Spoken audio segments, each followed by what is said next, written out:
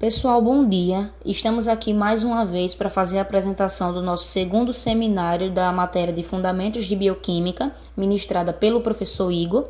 Eu me chamo Gabriela, sou estudante de fisioterapia da Faculdade Estácio e mais uma vez estou com os meus amigos da fisioterapia, da educação física e da enfermagem para trazer para vocês um tema super importante e bastante interessante sobre a glicogenólise e gliconeogênese. Então vamos explicar como ocorre todos os processos químicos, todos os conceitos, para que possa ficar bem claro para vocês. Então vamos lá para a apresentação. Bom, não podemos trazer uma abordagem sobre esses determinados assuntos sem antes fazermos uma breve introdução a respeito do glicogênio e também falar um pouco sobre a glicose, que são fundamentais para que esses processos possam acontecer. Então, o que seria o glicogênio? O glicogênio nada mais é que um polímero de glicose, ou seja, ele é formado por várias e várias moléculas de glicose. E ele consiste numa reserva de energia animal, que é produzida e armazenada pelo nosso corpo para utilizações futuras, através da transformação dos carboidratos que nós ingerimos em forma de glicose. E todos nós sabemos que essa glicose ela é a principal fonte energética de nós seres vivos. Só lembrando que ela é um carboidrato simples, tá? Ela é um monossacarídeo. Então, o que acontece? Quando nós nos alimentamos, as nossas células ficam com bastante glicose, tanto é que a taxa de glicemia aumenta. Vai ser exatamente nesse momento que o nosso organismo aproveita para guardar energia na forma de glicogênio, que consiste em uma reserva alimentar. Essa reserva ela vai ser estocada tanto no fígado quanto nos músculos, tanto é que nós temos o glicogênio hepático e o glicogênio muscular, onde vão permanecer nesses locais até que o nosso organismo precise dela, ou seja, o nosso organismo armazena a glicose na forma de glicogênio para suprir a sua falta nos momentos em que a quantidade de glicose no sangue é reduzida, como é o exemplo de muitas horas decorridas da refeição, como é o caso do jejum. Esse glicogênio ele é um polímero ramificado, que se forma a partir de unidades de glicose que estão unidas por ligações glicosídicas, as chamadas ligações alfa-1,4. E entre as ramificações, as ligações alfa-1,6. E a cada 6 a 8 resíduos de glicose é que vão surgir as ramificações. E por ele ser altamente ramificado, a sua estrutura não forma a hélice, como vocês podem ver nessa imagem ilustrada à direita, que mostra a forma estrutural do glicogênio. Oi, pessoal! Já sabemos que o glicogênio é um polímero de glicose, cuja função principal é o armazenamento energético. As vantagens em armazenar a glicose na forma de polímero é diminuir, sim, a osmolaridade, bem como facilitar o armazenamento. Desta forma, temos a seguinte ação. Se as concentrações plasmáticas de glicose são reduzidas, o organismo converte o glicogênio estocado como reserva em glicose, quebrando-o por meio da glicogenólise. Assim, o corpo mantém as concentrações plasmáticas de glicose em níveis bastante precisos, utilizando-se deste balanço metabólico.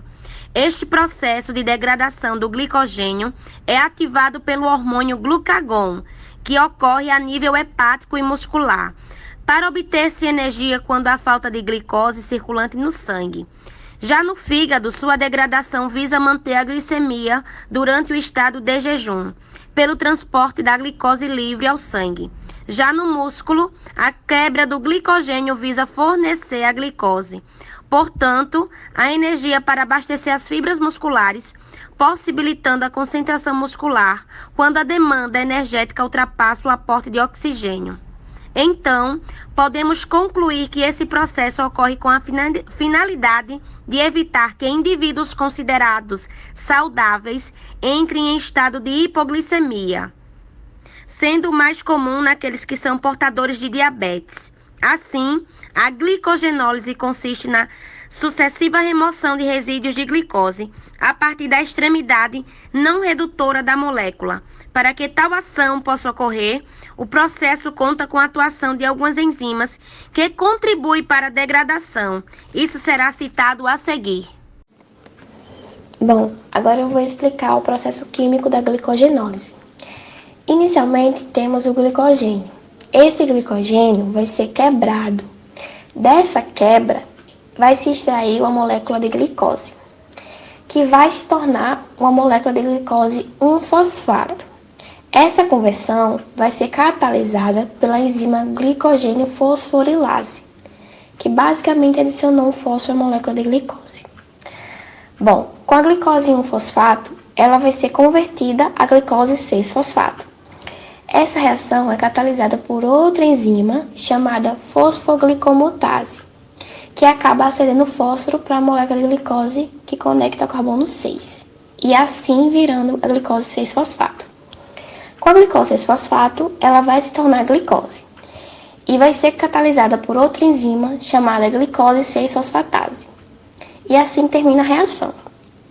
Bom, é bom lembrar que essa conversão só acontece praticamente nos hepatócitos. Nos músculos não vai ter atuação da enzima glicose 6-fosfatase. Então, o processo de glicogenólise nos músculos vai só até a formação da glicose 6-fosfato. Já nos hepatócitos, vai ocorrer sim a liberação da glicose com a ajuda da enzima glicose 6-fosfatase.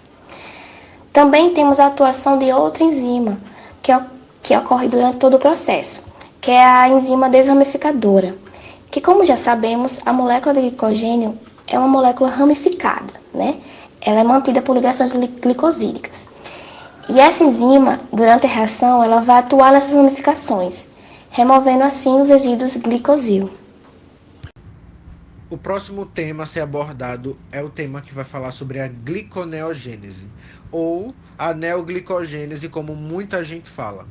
A gliconeogênese é o processo de produção de glicose na ausência de carboidrato. Todo esse processo ocorre no fígado, só que maior parte desse processo também pode ocorrer nos rins. De fato é que a gliconeogênese é muito importante para quem está começando ou para quem está seguindo uma dieta que tem que ter restrição de carboidrato. Isso porque, geralmente, a glicose é produzida a partir de um carboidrato. Só que na ausência desse carboidrato, a glicose também pode ser produzida a partir de outras fontes, como gordura da dieta, proteínas da dieta ou dos músculos, ou também do tecido adiposo. A gliconeogênese ela acontece quando não existe muita glicose no sangue e nenhuma fonte de carboidrato. Dessa forma, para que os níveis de açúcar no sangue não caiam muito, o corpo ele encontra outras formas de produzir energia.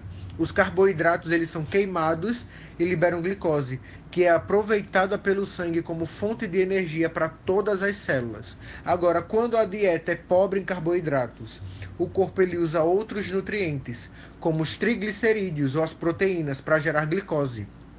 Quem regula todo esse processo é o hormônio da insulina, que avisa ao corpo quando é a hora de produzir mais ou menos energia, a fim de manter a glicemia sob controle. A gliconeogênese serve para não deixar seu corpo sem energia, mesmo quando você está há muito tempo sem ingerir carboidrato. Além disso, esse mecanismo é uma ótima forma de queimar gordura, desde que você tenha uma ingestão adequada de proteínas e de gorduras.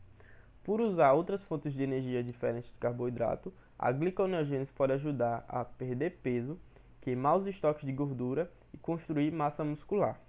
Os fatores que estimulam a gliconeogênese e que, portanto, podem fazer você emagrecer são os períodos de jejum prolongado, exercícios físicos prolongados, período de sono, dieta low carb e situação de estresse. Isso acontece porque o corpo tem um baixo estoque de glicose e precisa de outras fontes para manter estável os níveis de energia. A gliconeogênese é o processo de produção da glicose na ausência de carboidratos. Os substratos que podem gerar glicose a partir da gliconeogênese são o glicerol, os aminoácidos, com exceção de leucina e lisina, e o lactato. No processo de lipólise, o triglicerídeo no tecido adiposo é quebrado em glicerol e ácidos graxos. O glicerol se torna um substrato para a formação de glicose a partir da gliconeogênese. Na formação de glicólise, a partir do lactato no fígado, o músculo gera piruvato, que é um composto intermediário do metabolismo dos carboidratos, que é essencial para muitas vias metabólicas exigidas pelos organismos vivos. O piruvato vai gerar o lactato, que no fígado vai gerar novamente o piruvato. E desse piruvato vai formar o oxaloacetato, que daí ocorrem etapas de conversão do oxaloacetato em fosfoenolpiruvato, que vai se tornar a glicose.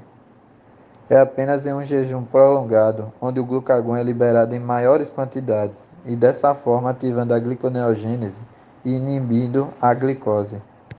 Agradecemos a todos que estiveram conosco até o final do vídeo, a nossa equipe maravilhosa e ao nosso professor Igor. Obrigado, professor, pela sua dedicação. Tchau, tchau, pessoal!